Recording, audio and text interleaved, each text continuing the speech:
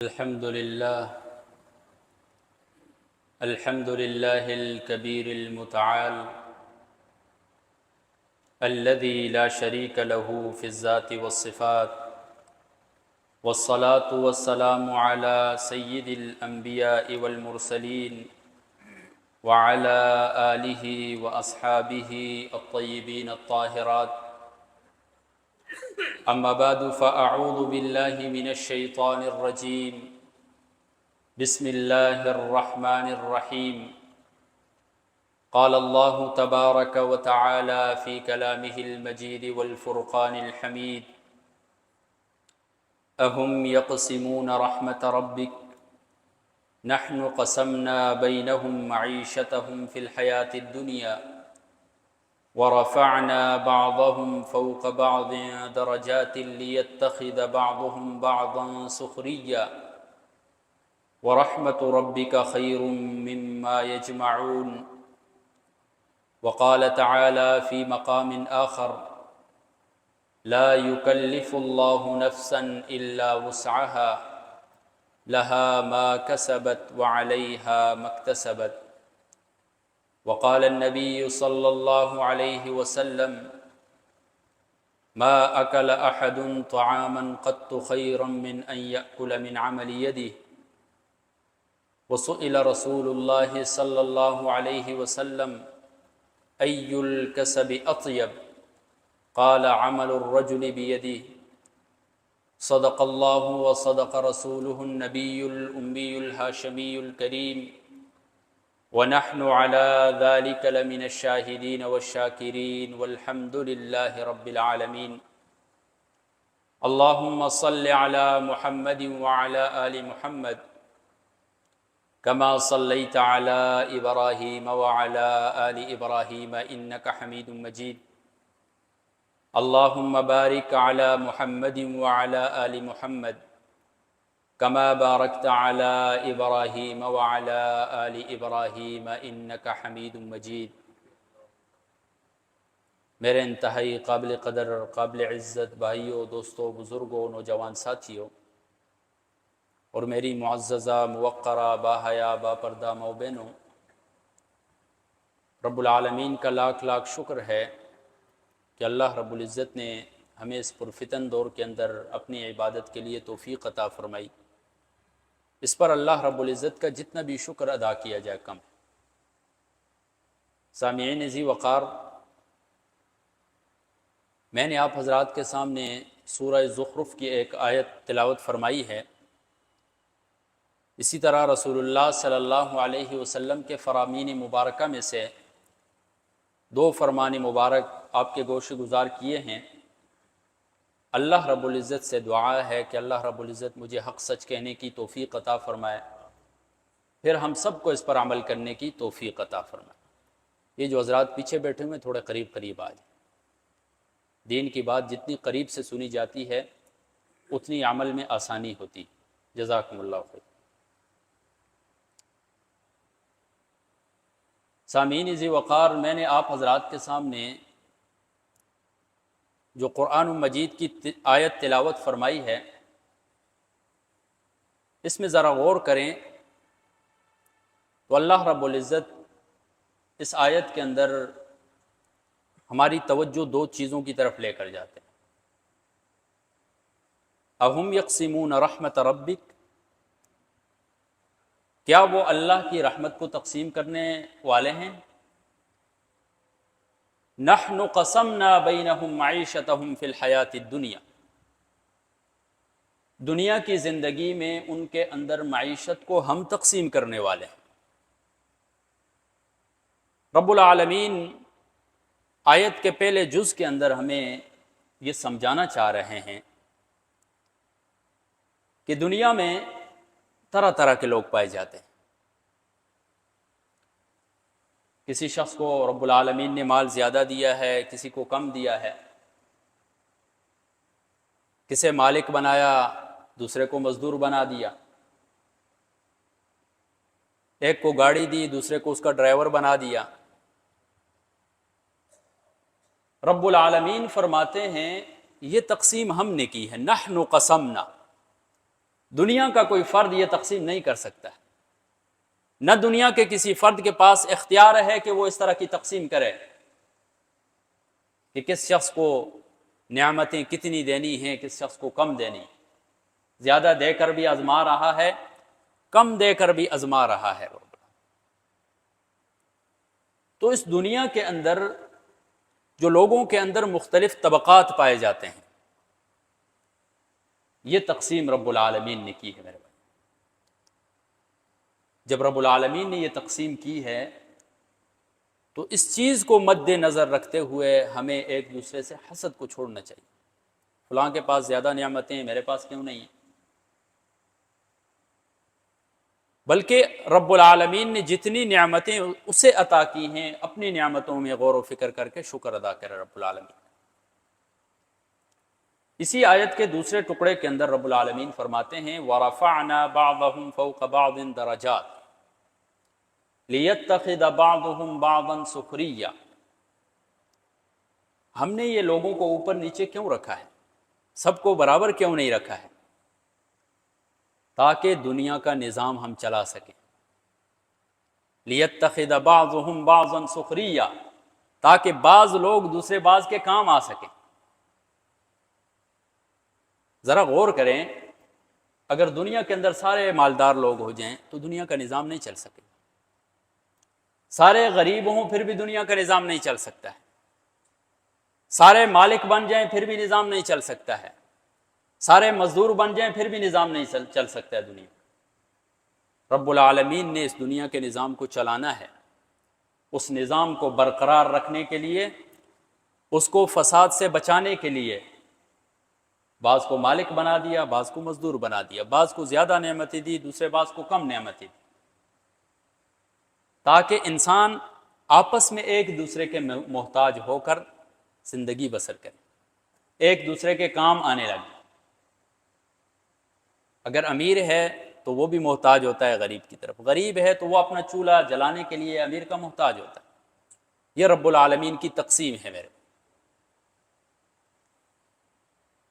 تو یہ جو مزدور ہے میرے بھائیو، آج جو میرا ٹاپک بھی ہے، مزدور کا مفہوم ہم نے بہت محدود رکھا ہوا ہے۔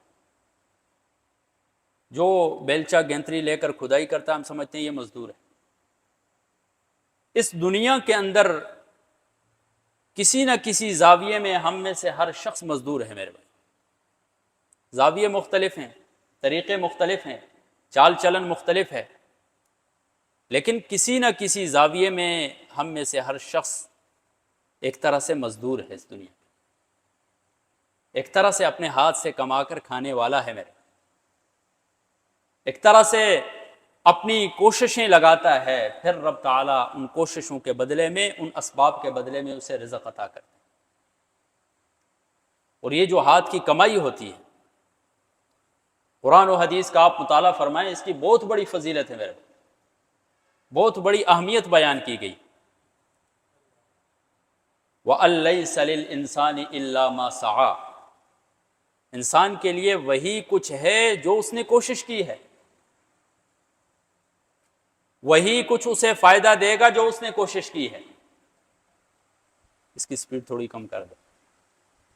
جو چیزیں اس نے کوشش نہیں کی ہے، رب تعالیٰ نے اس میں فائدہ بھی اس کے لیے کم رکھا ہے میرے بھائی۔ ایک اور جگہ رب تعالیٰ فرماتے ہیں کُلُوا مِن طَیِّبَاتِ مَا رَزَقْنَاکُمْ، کھاؤ من طیبات ما رزقناکم، جو رزق ہم نے دیا اس میں پاکیزہ رزق سے کھاؤ۔ علماء فرماتے ہیں پاکیزہ مال انسان کا وہ مال ہے جو انسان اپنی کوشش، اپنی محنت لگا کے کماتا ہے، وہ پاکیزہ مال ہے۔ اسی طرح سورۃ الجمعہ کی آیت ہے، رب تعالیٰ عبادت کا ذکر کرتے ہیں، پھر عبادت میں بھی جمعے کی عبادت کا ذکر کرتے ہیں۔ فَإِذَا قُضِيَتِ الصَّلَاةُ فَانتَشِرُوا فِي الْأَرْضِ وَابْتَغُوا مِن فَضْلِ اللَّهِ، جب نماز سے فارغ ہو جاؤ، فَانتَشِرُوا فِي الْأَرْضِ، زمین کے اندر پھیل جاؤ، وَابْتَغُوا مِن فَضْلِ اللَّهِ، اللہ کے فضل کو تلاش کرو، کوشش کر کے رب تعالیٰ کے فضل کو تلاش کرو۔ اب دیکھیں، ایک طرف عبادت میں بھی اہم ترین عبادت اس کو رکھا، اس کے بعد متصل جو ہے کتنے بڑے بڑے احکام اور بھی ہیں، لیکن حلال کمائی کو اس کے بعد رکھا ہے۔ اس کی کتنی بڑی فضیلت ہے میرے بھائی۔ سورۃ النبا کے اندر رب العالمین فرماتے ہیں وَجَعَلْنَا النَّهَارَ مَعَاشًا، دن کو ہم نے معیشت کے لیے بنایا ہے کہ انسان اس میں کوشش کرے، اپنے لیے اپنی محنت لگائے، اس کے ذریعے کمائے۔ بخاری شریف کی روایت ہے، رسول اللہ صلی اللہ علیہ وسلم فرماتے ہیں ما اکل احد طعاما قط خیرا من ان یأکل من عمل یدہ، سب سے بہترین کھانا جو انسان کھاتا ہے وہ ہے جو اس نے اپنے ہاتھ سے کمایا ہوتا ہے، اپنی کوششیں، اپنی محنت، اپنا خون پسینہ بہا کر کمایا ہوتا ہے، سب سے بہترین کھانا اس کے لیے وہ، اس میں برکتیں ہیں اس کے لیے۔ وَإِنَّ نَبِيَّ اللَّهِ داؤد علیہ السلام كَانَ يَأْكُلُ مِنْ عَمَلِ يَدِهِ، حضرت داؤد علیہ السلام بھی اپنے ہاتھ سے کماتے تھے اور کھاتے تھے۔ رسول اللہ صلی اللہ علیہ وسلم نے ایک شخص کو دیکھا کہ ہاتھ کے اوپر کام زیادہ کرنے کی وجہ سے گٹھ پڑ گئے، زخم بن گئے، تو رسول اللہ صلی اللہ علیہ وسلم نے اس سے پوچھا، تو اس نے کہا میں مزدوری کرتا ہوں اور اس کے ذریعے رزق تلاش کرتا ہوں۔ تو رسول اللہ صلی اللہ علیہ وسلم نے اس کے ہاتھ چومے اور فرمایا الکاسب حبیب اللہ، کمانے والا جو ہے وہ اللہ کا دوست ہے۔ یہ روایت اگرچہ ضعیف ہے، لیکن ایک ضعیف روایت کی اگر تائید مختلف صحیح روایت کر رہی ہوں تو پھر وہ قابل قبول ہوتی ہے۔ اللہ کا دوست ہے کمانے والا۔ حضرت عمر رضی اللہ تعالیٰ عنہ کا ایک عجیب واقعہ ہے، مسجد میں تشریف لائے، ایک شخص دیکھا عبادت کر رہا، اس سے پوچھا کہ خرچے کا کیا کرتے ہو؟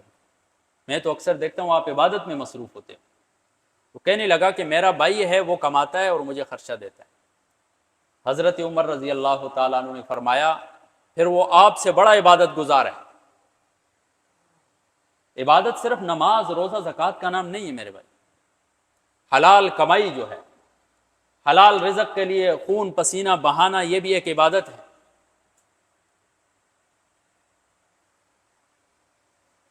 انبیاء علیہ السلام کی زندگیوں کا آپ مطالعہ فرمائیں، ہر نبی جو ہے کسی نہ کسی کوشش کے اندر لگا رہتے۔ حضرت آدم علیہ السلام کھیتی باڑی کیا کرتے تھے۔ روح المعانی کے اندر مذکور ہے جب حضرت آدم علیہ السلام کو زمین پر اتارا گیا تو اللہ رب العالمین نے حضرت آدم علیہ السلام سے فرمایا اے آدم، آپ نے اپنے پیشانی کے پسینے سے رزق تلاش کرنا ہے۔ حضرت آدم علیہ السلام نے کھیتی باڑی شروع کی، بیج بویا، اسے پھر نکالا، اسے پیسا، اسے گوندا، پھر اس سے روٹی بنائی۔ ایک اور جگہ ارشاد فرمایا فیہا تحیون و فیہا تموتون، اسی زمین کے ذریعے تم زندہ رہو گے اور اسی میں مرنا ہے۔ اس کے ذریعے زندہ کیسے رہو گے؟ مفسرین لکھتے ہیں اس زمین میں کوشش کرو گے اور اپنا رزق تلاش کرو گے تاکہ انسان زندہ رہ سکے۔ فیہا تحیون و فیہا تموتون، رزق حلال میرے بھائی۔ حضرت نوح علیہ السلام کو دیکھیں، لکڑی کا کام کیا کرتے تھے، کشتی بنا لی، مختلف اس طرح کے ہنر والی جو چیزیں۔ وَاصْنَعِ الْفُلْكَ بِأَعْيُنِنَا، قرآن مجید میں مخاطب کیا گیا انہیں کہ ہمارے سامنے کشتی بناؤ۔ حضرت ادریس علیہ السلام کو آپ دیکھیں، قرآن مجید کے اندر تو ذکر نہیں ہے، امام قرطبی رحمہ اللہ لکھتے ہیں وَهُوَ أَوَّلُ مَنْ خَطَّ بِالْقَلَمِ، حضرت ادریس علیہ السلام وہ نبی ہیں جنہوں نے سب سے پہلے خط نویسی کی، قلم کے ذریعے سب سے پہلے لکھنا انہوں نے ایجاد کی۔ وَخَاطَ الثِّيَابِ، اور سب سے پہلے کپڑے انہوں نے سیے۔ ان سے پہلے جتنے لوگ ہوتے تھے وہ جانوروں کی کھال کے ذریعے یا درختوں کے پتوں کے ذریعے اپنے آپ کو ڈھانپتے تھے۔ لیکن یہ جو کپڑے سلائی کرنے والی مہارت ہے، یہ ایک ہنر ہے، یہ حضرت ادریس علیہ السلام کیا کرتے۔ حضرت موسیٰ علیہ السلام کے بارے میں آپ دیکھیں، سورۃ القصص کے اندر ان کا واقعہ مذکور ہے۔ جب مدین کی طرف جاتے ہیں تو ایک شخص کی بکریوں کو پانی پلاتے ہیں۔ بعض روایات میں آتا ہے، مفسرین لکھتے ہیں حضرت شعیب علیہ السلام کی بکریاں تھیں، اور حضرت شعیب علیہ السلام نے پھر انہیں اپنے ہاں مزدور رکھ لیا تھا بکریاں چرانے کے لیے 10 سال تک۔ نبی ہیں میرے بھائی، جلیل القدر نبی ہیں، اولو العزم پیغمبر ہیں، اس کے باوجود مزدوری کر رہے ہیں، اپنی محنت کر رہے ہیں۔ محنت کے اندر کوئی شرم و حیا نہیں ہے میرے بھائی۔ رسول اللہ صلی اللہ علیہ وسلم نے فرمایا، بخاری شریف کی روایت ہے، لَأَن يَأْخُذَ أَحَدُكُمْ حَبْلَهُ فَيَأْتِي بِحُزْمَةِ الْحَطَبِ عَلَى ظَهْرِهِ، کوئی شخص ایک رسی لے، جنگل میں جا کر لکڑیاں باندھے اور اسے اپنی گردن پیٹھ پر اٹھا کر لے آئے، فَيَبِيعَهَا، اسے بیچ دے، فَيُكَفَّ اللَّهُ بِهَا وَجْهَهُ، اللہ تبارک و تعالیٰ اس کے ذریعے اس کے چہرے کو بچائے، یعنی اس کی عزت، اس کی آبرو کو بچائے۔ خیر لہ من ان یسأل الناس، یہ اس شخص کے لیے بہتر ہے کہ وہ لوگوں سے سوال کرتا تھا۔ یہ حدیث واضح طور پر ہمیں بتا رہی ہے، ایک تو بھیک کی ممانعت، اس کی مذمت بیان کر رہی ہے، دوسری طرف حلال کمائی، اپنی کوشش جو ہے اس کی تعریف بیان کر رہی ہے کہ ہمیں اپنی زندگی میں کوشش کرنی چاہیے، تب جا کر رب العالمین کی طرف سے ہمارے اوپر رزق کی فراوانی ہوگی۔ میرے رسول اللہ صلی اللہ علیہ وسلم کی خدمت میں ایک شخص حاضر ہوا اور سوال کرنے لگا، تو رسول اللہ صلی اللہ علیہ وسلم نے اس سے پوچھا کہ آپ کے پاس کیا ہے؟ اسے کہا میرے پاس ایک چادر ہے، بعض روایات میں آتا ہے ایک کمبل ہے اور ایک پیالہ ہے۔ رسول اللہ صلی اللہ علیہ وسلم نے اسے کہا کہ یہ لے آؤ۔ جب لایا، بولی لگائی، اس کو بیچا، اس کے ذریعے ایک کلہاڑی خریدی اور کہا کہ ابھی 15 دن تک آپ کو میں نہ دیکھوں، جنگل جانا ہے، لکڑیاں کاٹنی ہے، لا کر واپس بیچنی ہے، آپ اس طرح مال کمانا ہے، آپ اس طرح رزق کو تلاش کرنا ہے۔ تو رسول اللہ صلی اللہ علیہ وسلم کی زندگی کا آپ مطالعہ فرمائیں، رسول اللہ صلی اللہ علیہ وسلم کی خود زندگی اپنی جو ہے وہ اس طرح کی محنتوں سے بری ہوئی ہے۔ میرے خود حضرت خدیجۃ الکبریٰ رضی اللہ تعالی عنہا کا مال لے کر تجارت کے لیے گئے، تجارت کی ہے، اور ایک حدیث کے اندر فرماتے ہیں، رسول اللہ صلی اللہ علیہ وسلم نے فرمایا، بخاری شریف کی روایت ہے، ما بعث اللہ نبیا الا رعى الغنم، اللہ رب العزت نے کوئی ایسا نبی مبعوث نہیں فرمایا ہے جس نے بکریاں نہ چرائی، ہر نبی نے بکریاں چرائی۔ فقال اصحابہ وانت، صحابہ نے فرمایا یا رسول اللہ آپ نے بھی بکریاں چرائی ہیں؟ تو رسول اللہ صلی اللہ علیہ وسلم نے فرمایا، کنت ارعاها علی قراریط لاہل مکہ، میں چند ٹکوں کے بدلے میں مکہ والوں کی بکریاں چرایا کرتا ہے۔ اپنی کوشش میرے بھائیوں، اپنی ہاتھ کی محنت کے ذریعے کمایا رسول اللہ صلی اللہ علیہ وسلم نے۔ حضرت داؤد علیہ السلام کو آپ دیکھیں، زرہ بناتے تھے، اس کے ذریعے اپنے گھر کا خرچہ چلاتے، اور حضرت داؤد علیہ السلام صرف نبی نہیں تھے، وقت کے بادشاہ بھی تھے۔ وہ اگر وہ چاہتے تو بیت المال سے بھی ان کا خرچہ ادا ہو سکتا تھا، لیکن اپنی ہاتھ کی محنت ہے۔ رب العالمین فرماتے ہیں وَعَلَّمْنَاهُ صَنْعَةَ لَبُوسٍ لَكُمْ، ہم نے جنگی لباس کی صنعت، جو تیاری کا عمل تھا، وہ اسے ہم نے سکھایا۔ اب دیکھیں، زرہ بنانا ایک ہنر ہے، سکھا رہا کون ہے؟ رب العالمین کی ذات سکھا رہی ہے، اور ایک نبی سیکھ رہا ہے۔ اس سے ہمیں یہ سبق ملتا ہے کہ زندگی میں ہم کتنے بڑے سے بڑے مقام پر ہوں، اپنی محنت ہم نے ضرور کرنی چاہیے، کوئی نہ کوئی ہنر سیکھنا چاہیے، ویسے ہنر کے بغیر نہیں رہنا چاہیے۔ خاص کر اس میں سبق ہے علماء اکرام کے لیے کہ علم حاصل کرتے ہیں تو علم کے ساتھ ساتھ کوئی نہ کوئی ہنر سیکھیں۔ نبی ہیں، دیکھیں، رب العالمین کی توحید کی دعوت دے رہے ہیں، شریعت کا علم ہے ان کے پاس، بادشاہت ہے ان کے پاس، لیکن اس کے باوجود اپنی ہنر سیکھا اور اس ہنر کے ذریعے وہ اپنے گھر کا خرچہ چلا رہے۔ یہ ہم سب کے لیے اس میں ایک موٹیویشن ہے میرے، اپنے ہاتھ کی کمائی سے ہم نے کرنا چاہیے۔ صحابہ کرام رضوان اللہ تعالی علیہم اجمعین کی زندگیوں کا مطالعہ فرمائیں۔ خلیفہ اول حضرت ابوبکر صدیق رضی اللہ تعالی عنہ خلیفہ ہیں، لیکن ساتھ ساتھ سر پہ کپڑے اٹھائے اور پھیریاں لگاتے تھے، کپڑے بیچا کرتے تھے، حلال کمائی میرے بھائی، اپنی محنت۔ حضرت عمر فاروق رضی اللہ تعالیٰ عنہ تجارت کیا کرتے تھے، حضرت عثمان تجارت کیا کرتے تھے۔ حضرت علی رضی اللہ تعالیٰ عنہ کے بارے میں آتا ہے کہ ایک دفعہ رسول اللہ صلی اللہ علیہ وسلم کی حالت دیکھی کہ فاقہ ہے، تو ایک یہودی کے ہاں گئے اور پوری رات کام کیا ان کے ہاں، اور چند جو بھی معاوضہ ملا وہ لا کر رسول اللہ صلی اللہ علیہ وسلم کو دی۔ خلیفہ ہیں لیکن اپنی محنت مزدوری۔ رسول اللہ صلی اللہ علیہ وسلم نے اعلان کیا کہ جنگ کے لیے جا رہے ہیں، جس جس کے پاس جو کچھ مال ہے اپنی استطاعت کے مطابق جمع کریں۔ سب نے جمع کرایا، ایک صحابی اس کے پاس کچھ مال نہیں تھا، تو ایک یہودی کے ہاں گیا، رات کے وقت وہ پانی نکال رہا تھا ڈول کے ذریعے، ایک ڈول 1 درہم مقرر کیا، 70 ڈول نکالے اور لا کر رسول اللہ صلی اللہ علیہ وسلم کی خدمت میں پیش کی۔ صحابہ کرام رضوان اللہ تعالی علیہم اجمعین کی زندگیاں کوششوں سے بھری ہوئی ہیں میرے بھائی۔ حضرت عبد الرحمن بن عوف رضی اللہ تعالیٰ عنہ کہتے ہیں مجھے بازار دکھا دو، آگے کوشش کر کے کمانا میرا کام ہے۔ حضرت ابو ذر غفاری رضی اللہ تعالیٰ عنہ فرماتے ہیں کہ محنت سے کمائی ہوئی 1 روٹی صدقے کی 10 روٹیوں سے بھی بہتر ہے۔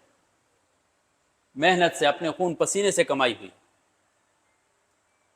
تو میرے بھائیو، دوستو، بزرگوں، یہ جو قرآن مجید کی مختلف آیات، اسی طرح مختلف احادیث، پھر انبیاء کی زندگیاں، صحابہ کی زندگیاں، ان سے ہمیں یہ سبق ملتا ہے کہ ہمیں اپنی رزق کے لیے، رزق کی تلاش میں شرمانا نہیں چاہیے، اس میں حلال رزق کو طلب کرنا چاہیے، اس کے لیے کوششیں کرنی چاہیے اور حرام سے بچنا چاہیے۔ قرآن و حدیث کا آپ مطالعہ فرمائیں، قرآن و حدیث کے اندر مالک کے لیے بھی چند مطالبات ہیں اور مزدور سے بھی چند مطالبات کیے ہوئے۔ شریعت تو سب کے لیے آئی ہے، صرف مزدور کے حقوق نہیں بیان کیے ہیں، دونوں کے حقوق بیان کیے۔ عموماً ہمارے ہاں یہ ہوتا ہے، مزدور کے حقوق تو بیان کیے جاتے ہیں لیکن اس مالک کے حقوق نہیں بیان کیے جاتے۔ اس کو اللہ رب العزت نے مال دیا ہے، اس نے کوئی غلطی تو نہیں کی ہے، اس کو مال دیا ہے، وہ بھی تو کسی کے گھر جلانے کا، کسی کا چولہا جلنے کا سبب بن رہا ہے۔ تو شریعت نے دونوں اطراف کو دیکھا، مزدور سے مطالبہ کیا کہ آپ نے اپنے مالک کے ساتھ ایمانداری سے رہنا، امانت داری سے رہنا، اس کے مال کو امانت سمجھ کر استعمال کرنا، اس کی حفاظت کرنی ہے۔ حضرت یوسف علیہ السلام جب عزیز مصر نے اپنے خزانے کے اوپر انہیں مقرر کیا تھا خزانچی، تو انہوں نے کیا فرمایا تھا؟ انی حفیظ علیم، میں اس کی حفاظت کرنے والا۔ پھر آپ غور کریں حضرت موسیٰ علیہ السلام کے واقعے میں کہ حضرت موسیٰ علیہ السلام کو جب حضرت شعیب علیہ السلام کی بیٹیاں اپنے والد کے پاس لے کر جا رہی ہیں تو وہ اپنے والد سے کیا فرماتی ہیں؟ ان من استأجرت القوی الامین، یعنی یہ قوی بھی ہے اور امانت دار بھی ہے، اسے آپ اپنے پاس مزدور رکھ لیں۔ تو اس چیز سے ہمیں یہ سبق ملتا ہے کہ ہم اپنی زندگی میں، ہر شخص اپنی فیلڈ کے اندر ایک طرح کا مزدور ہے، تو ہم نے امانت داری سے کام لینا، ٹائم پورا دینا ہے، ہم نے ڈیوٹی کے اندر ہم نے کوتاہی نہیں کرنی ہے۔ ڈیوٹی کا ٹائم 8 گھنٹے ہے، ہم 5 گھنٹے کر کے آگے 3 گھنٹے جو ضائع کر دیں یا 3 گھنٹے چھپ جائیں، یہ خیانت ایک طرح کی۔ پورا ٹائم دیں۔ اسلاف کے بارے میں آتا ہے وہ ٹائم سے بھی زیادہ لگاتے تھے، کہتے تھے کیا پتہ انجانے میں ہم سے کوئی غفلت ہو گئی ہو تو اس کا کفارہ ہو جائے گا۔ یہ ان کی عادت تھی میرے بھائیو۔ اور ساتھ ساتھ اپنے مالک کا جو مال ہے اس کی حفاظت کرنے والا، اس سے چوری کرنے والا نہ ہو، اسے ضائع کرنے والا نہ ہو۔ اگر چوری کرے گا، ضائع کرے گا، کل قیامت کے دن جہنم میں اس کے بدلے میں جلے گا۔ اور اسی طرح جو مالک ہے، شریعت اس سے کہتی ہے مزدور کے ساتھ حسن سلوک کرو، تعاون کرو اس کے ساتھ۔ لا یکلف اللہ نفسا الا وسعها، پہلی بات تو یہ ہے کہ اس کے اوپر اس کی طاقت سے زیادہ وزن نہیں ڈالنا ہے، جتنا وہ کام کر سکتا ہے اتنا ہی کام اس سے لینا ہے۔